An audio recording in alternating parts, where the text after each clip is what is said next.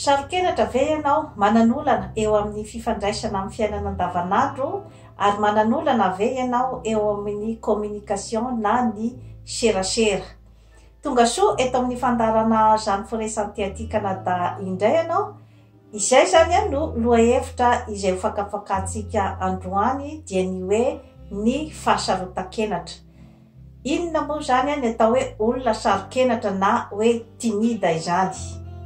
Ireo karazan'olona ireo zany dia ilay olona izay tsy de tena say milaza ny heviny zany rehefa eo amin'ny fifaneraserana ary dia manana an'izay toetra izay miafiafy tsy de be teny loatra ary dia misitisitrika zany rehefa amin'ny hoe karazana fivoriana fetifety na lanonana na fivorim-pianakaviana izany dia tsy de say izany hoe mamosaka ny heviny zany ireo karazan'olona izay atao hoe sarokenatra izany. Efa karazana toetra eo amin'ny malagasy izany io hoe karazana fahasarotan-kenatra io. Izany hoe raha jerena zany ny population en général dia manana an'izay hoe karazana réserve, karazana fahasarotan-kenatra zay. Maro dia maro zany ny antony mahatonga an'izay hoe timidité eo amin'ny population izay satria teo amin'ny ilay fomba nitaizana mihitsy zany no misy lesoka be dia be satria maro dia maro zany ny ray aman-dreny izay hoe manapepony ny zanany ny amin'ny resaka amin'ny lafiny rehetrarehetra mihitsy, ny amin'ny hoe kiotokely tsy maninina jereo ny zokinao mahay be any am-pianarana, mahazo noty tsara, nahoana ianao no dondrona ohatran'izao. Eo ihany koa zany ny hoe fitsikerana ny tovovavy amin'ny bika aman'endriny zany eo ny fandrabirabiana ny amin'ny défaut rehetra zay misy zany ohatra any amin'ny tovovavy toy ny hoe petakorona, toy ny hoe be molotra, zavatra ohatraohatran'izay zany dia lasa miteraka zany karazana complexe zany amin'ny olona iray. Kanefa raha ohatra zao ohatra aty amin'ny tany mandroso dia fady zany ny mitonontonona karazana défaut zany any amin'ny olona iray. Izany hoe tena mety zavatra iakarana mihitsy zany any amin'ny tribonaly na miteraka fahakalana mihitsy zany ady eo amin'ny fifandraisana amin'ny fiarahamonina zany ny mitonontonona an'ireo hoe karazana défaut ireo zany amin'ny olona izany. Zavatra ohatran'izany zany dia zavatra mbola mila anabeazana ny tsirairay zany zavatra zany ao Madagasikara satria rehefa ny population zany manana an'izay hoe karazana timidité sy fasahiana milaza ny hevitra dia misy conséquence-ny goavana be zany zavatra zany eo amin'ny fandrosoan'ny firenena iray satria izay sahisahy milaza ny heviny sy sahisahy zany misehosehatra sy ny say manapepo ny hafa izany, izay zany no karazan'olona izay hoe afaka manjakazaka zany ao amin'ny population iray kanefa hoe arakaraky ny foto-kevitra ijoroan'ireo karazan'olona izay hoe ataontsika hoe sahy ny tenin'ireo zany, arakaraky ny foto-kevitra ijoroany sy ny zavatra lazainy no mety asarika zany ny olona izay hoe anoana azy na hoe hotariany zany amin'ny izay zavatra tiany hitariana satria mantsy miatomboka amin'ny zavatra madinidinika ohatr'izay daholo zany ny fiainam-pirenena. raha miteny aho hoe olona sarikenatra tsy midika akory zay hoe ny olona izay tsy de be teny de sarikenatra. Misy olona tsy de be teny, tsy de tena be fietsehana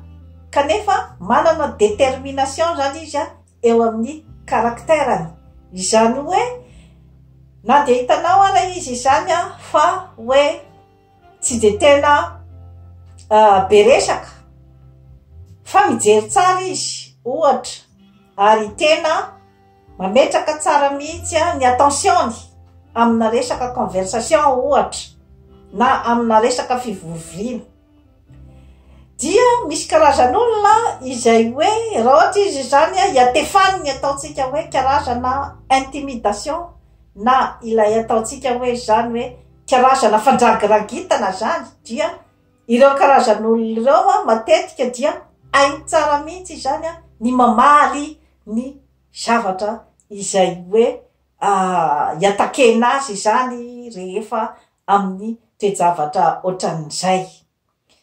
Tsy voatery zany hoe ny olona tsy de be resaka zany dia ho kilasina ao anatin'izay hoe olona sarikenatra zay, fa efa tempéramany koa zany izay hoe tsy de be teny izay izy. Ka matetika mantsy zany ny iaran'ilay karazana fandragiragitana zany eo amin'ny fiarahamonina dia ireo karazan'olona zany ataontsika hoe sarikenatra, na ireo olona izay tsy sahy milaza ny heviny, any ka manitona zany an'ireo hoe olona izay tia mandragirangitra zany, na ny ataontsika manana tempérament agressifa zany. Ka rehefa sendra an'ilay olona mahay miaro tena zany ny mpandragirangitra dia to enjaketsana izy zany, satria matetika zany ny mpandrangitra dia ilay ataontsika hoe mitsapa ny alalin'ny rano. Ka rehefa tsapany zany fa somary lalindalina ny rano ato amin-drakoto zany, to tsy de azo ilalaovana loatra dia miemotra izy. Eo amin'ilay hoe karazana système de défense zany eo mantsy zany no apetrakitsika ny amin'ny hoe resaka asarotan-kenatra. Ny zava-dehibe zany dia ny fanananao an'izay hoe karazana fiarovatena izay, ary zavatra efa koloina ary apetraka ao aminao io zavatra io, satria mantsy raha ohatra ka misy an'ireo hoe karazan'olona izay mandefa karazana fandragirangitana zany any aminao dia tokony efa ho hainao zany ny miaro tena amin'izay lafin'izay. Rehefa mbola kely nefa zany ny olona dia mora andairan'io hoe karazana intimidation io zany, na io hoe fandragirangitana io, satria rehefa mbola kely zany ny olona dia tsy de manana loatra izy zany an'ilay hoe fiarovatena na ny hoe système de défense. Mila zany ny karazan-javatra ohatran'izany dia tokony hoe efa amolavolana ny ankizy mbola kely izay hoe mahay se défendre, mahay miaro tena manoloana an'ireny karazan-javatra reny amin'ny karazana famolavolana toe-tsaina, amin'ny famolavolana ny fitokisan'ny tenany sy ny fitiavany ny tenany. Zava-dehibe zay zavatra zay, satria raha hoaritsika zao mantsy ny amin'ny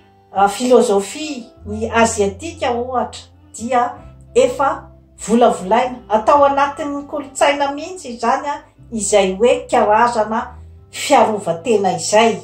Satria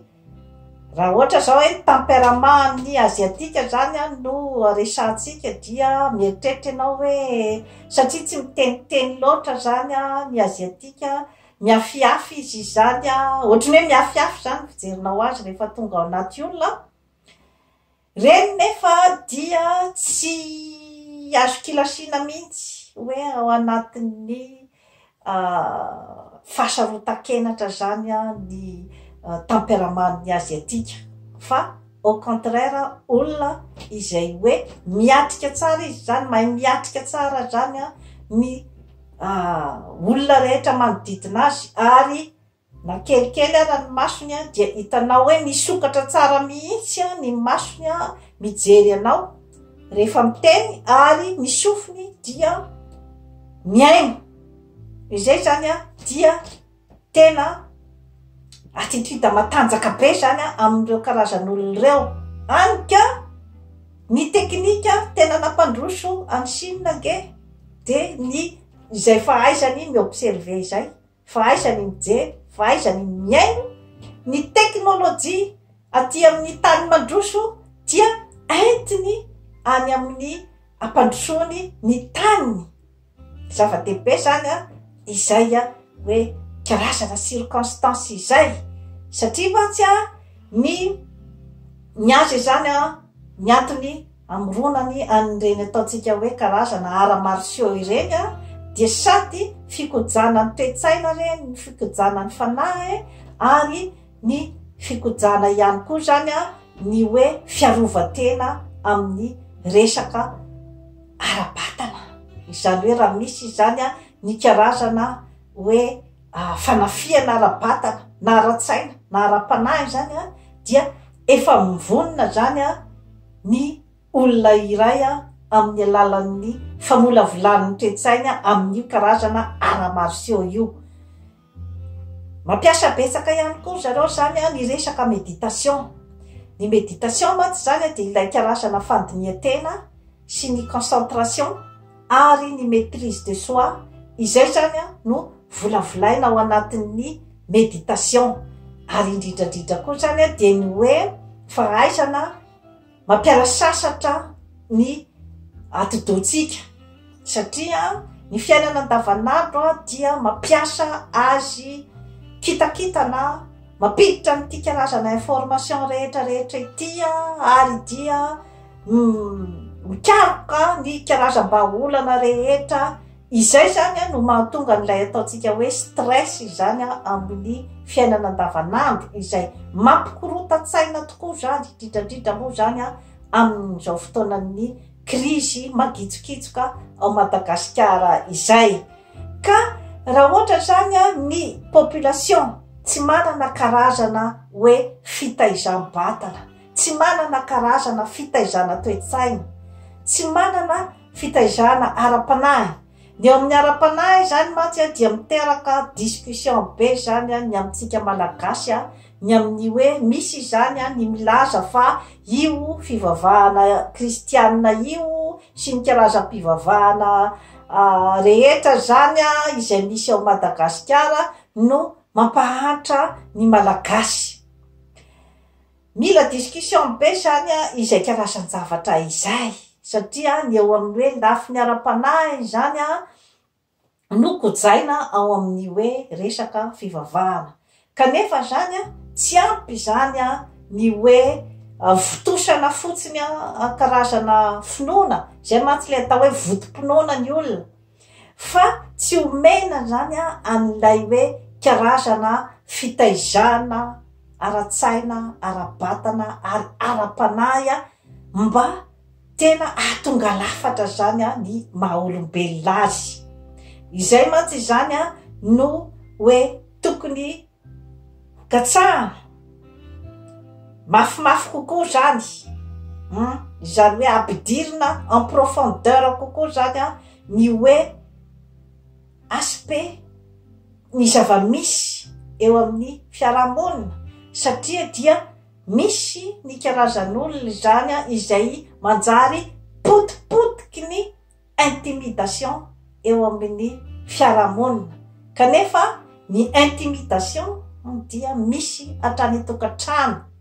ka hatreo amin'ny fiarahamonina ka hatrany ampianarana ka hatrany ampiasana mila jerena manokana zany zany zavatra rehetrarehetra izany satria aty zao ohatra aty Amerika Avaratra ny resaka intimidation dia efa jerena manokana jerevan'ny sosiology sy ny psychologue io karazan-javatra io zany izay mamotipotika zany ny fiarahamonina rehetra raha ohatra ka tsy jerena akaiky any ka na ny fomba fiteny dia efa ampianarina amin'ny resaka communication na ny fihetsika na ny zavatra rehetra izay atao dia efa misy ny mpandindra any hoe fomba firesaka sy ny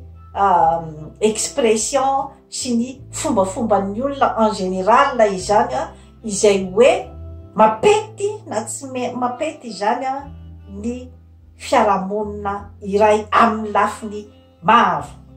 ka matetika ny mahatonga zany an'ilay hoe karazana hasarotan-kenatra zany eo amin'ny population malagasy dia izay hoe tsy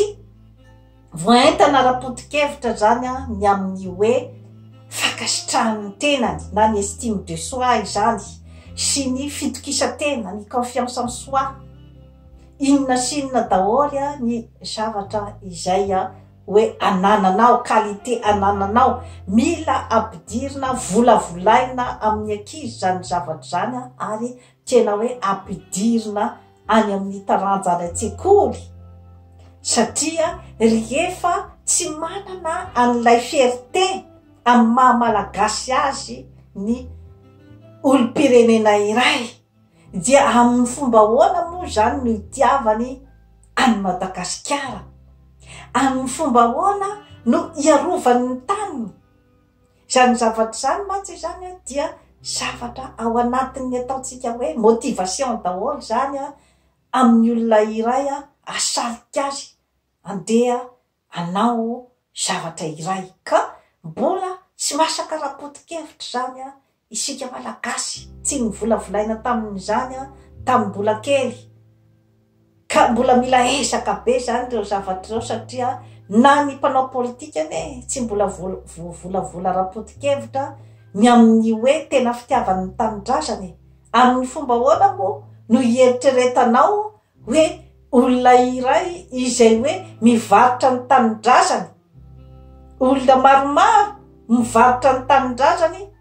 ary dia tsy mieritreritra ny hoe ho faty ao Madagasikara zany izy rehefa hoe avy mitana fitondrana mampametram-panontaniana ane zany zavatra zany mampametram-panontaniana zany zavatra zany hoe toerana iray izay hoe hitsangananao zany hoe eritreretinao fa tanindrazanao kanefa nivelany zany no eritreretinao fa hiafaranao ary hitondranao ny arena rehetra rehetra avy ao amin'ny taninao izay lazainao fa tany tianao apetrako maty zany zay zavatra rehetra rehetra izay ho atsika malagasy satria ny zavatra rehetra izay arosoko eto dia tsy kelikely tsy hoe akory zany forêt no tsy mananasa tsy hoe akory izany forêt no tsy mihina-kanina matinona aty Canada ka andeha hanambitamby an'ty olona rehetra rehetra ty malagasy ity mba hiaino azy tsy atompoko fa ny fahatsiarovako fa tena mbola mila fanetanana goavana de goavana zany ny malagasy ho tena ho tonga amin'izany hoe fampadrosoana izany satria dia lazaiko anareo fa nampanefoefo zany sinoa zany no mipetraka amin'izany Etats-Unis sy izany aty amin'ny Erika Avaratra ny any Europa dia ny asan'ireo dia ny mivezivezy any Chine sy aty amin'ny tany mandroso aty nefa tena mbola hainonao mihitsy olona izay hoe tena tsy tia erika itsony iresaka an'izany Madagasikara izany mampalahelo ane zany zavatra zany kanefa iza moa zany no andrasantsika zany ny hanarina ny firenena iza zany ny manam-pahaizanao amin'ny firenena iray ihany no afaka anarina ny fireneny izy ihany no afaka anao ny fikarohana izay hoe ahoana marina ny ampandrosoana ny isam-batan'olona satria ny fampandrosoana tompoko dia miainga amin'ny olombelona ihany sy ny zavaboary sy ny zavatra misy amin'ny manodidina azy eo fa na hanao karazana trano mijoalajoala infrastructure etseroa ianao kanefa ny olona izay ao amin'ny toerana io zany tsy voavolavula ara-potokevitra dia ohatrany hoe karazana rano izy mikorina amin'ny elatry ny ganagana zany zavatra rehetrarehetra izany ny olona zany no mila volavolaina hiteraka fampandrosoana 80% ny olona ao Madagasikara dia tatsaha-mpamokatra izay mamokatra ny sakafo ho an'ny daholo be kanefa dia zareo no tao ankilabao satria efa nomena an'ilay karazana intimidation ny tatsaha hoe olona tsy mahay ninninina olona tambanivohitra olona izay tsy moderna zany efa tena vo zany ny toe-tsainatsika kanefa ao no tena mila koloina tanteraka zany raha ohatra ka hoe tena hitondra ny fampandrosoana ary mila omena tosika ireo karazan'olona ireo mba hanana an'ilay ataotsika hoe fatokisan'ny tenany ary mila entanina ny vahoaka andeha amboly any ambanivohitra mahafinaritra dia mahafinaritra nge izany hoe tontolo ambanivohitra misy ny maitso mavana amboarana trano tsara tarehy trano andraisana torista mahafinaritra dia mahafinaritra tokoa zany anaovana ny randonnée any anaty ala fa saika hoe efa izay zany no qualificatif omena ny olona any ambanivohitra hoe tambanivohitra tsy mahay ninninina dia miemitra ny olona zany ny andeha any ambanivohitra sao dia mahazo an'izay hoe qualificatif ny hoe tambanivohitra zay mila jerena amin'ny lafiny maro daholo zany izay ary dia ireo karazan'olona ireo dia matetika menamenatra zany rehefa mifanena amin'ny olona aty andrenivohitra zany dia na niditra birao ara zany dia menamenatra tsy say akory na ny miteny amin'ny olona ao amin'ny birao mila encadrena daholo izany zavatra rehetrarehetra izany tokony misy zany amin'ireny hoe karazana birao reny mba mandray ny olona avy any ambanivohitra manome confiance ny an'ireo karazan'olona ireo zany hoe inona ny zavatra tadiaviny dia mba manampy ny olona iny zany ny amin'ny hoe andeha any amin'ny tena hoe tompona draikitra izany zavatra zany dia hoe mila karamaina koa ilay karazan'olona fa tsy hoe andeha anao risoriso hitango ny volan'ny olona rehetra izay hoe avy any ambanivohitra satria miainga amin'izay hoe fijerevana ny tsirairay izay zany miainga eo ny fampandrosoana miainga amin'ny hoe famolavolana ny toe-tsaina satria dia mpanara-dreny rano ny akamaroan'ny malagasy tsy say miditra amina sehatra izay hoe mety hitroam-bato azy tsy say miditra amina sehatra vaovao izay mety andatsana azy satria ilay kiresadresaka ao anatin'ny gropy izay manevateva dia manevatevatra koto narabe manaratsy ary dia manao anty karazana tsaho sy ny sisa izany mba entina hanapotepotehana olona izay tsy mitovitovy fijery zany ao amin'ny fiarahamonina amika miteraka karazana complexe zany zavatra zany eo amin'ny population satria hoe ohatran'izao koa zany ny anaovana raha ohatra ka mba mikaroka nefa ny tany mandroso rehetrarehetra dia niainga tamin'izay hoe fikaroany tsirairay izay no nahatafavoaka azy. Mety nomezan'olona nge izany olona andeha amboatra tomobily izany tamin'izany andro zany hoe nofinofo zany. Mety nomezan'olona izany olona amboatra avion izany. Mety nomezan'olona izany olona amboatra ordinateur izany. Kanefa no ilay foto-kevitra ijorony ary ny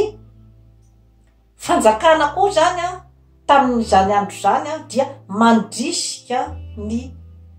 mpiray-tanindrazana, mandrisika ny manam-pahaizana zany mba anao an'ireo hoe karazam-pikarohana izay hoe hisotratsika na aty amin'ny hoe tany mahatra zany dia misitraka ny fampandrosoana izay hoe tao anatin'ny famoronana, tao anatin'ny fitokisantena, da dia manentana atsika zany amin'ny lafin-javatra ohatran'izay. Ary azadino ny manjifa ny livre vert du bonheur izay mampiseho anao amin'izany hoe atao ahoana ny fananana ny estime de soi sy ny confiance en soi. Dia toy izay no azona tolotra anao anio. Manaova abonnement amin'ny Jeanne Forêt Santé aty Canada fa hanatsara ny fiainanao. Bye bye.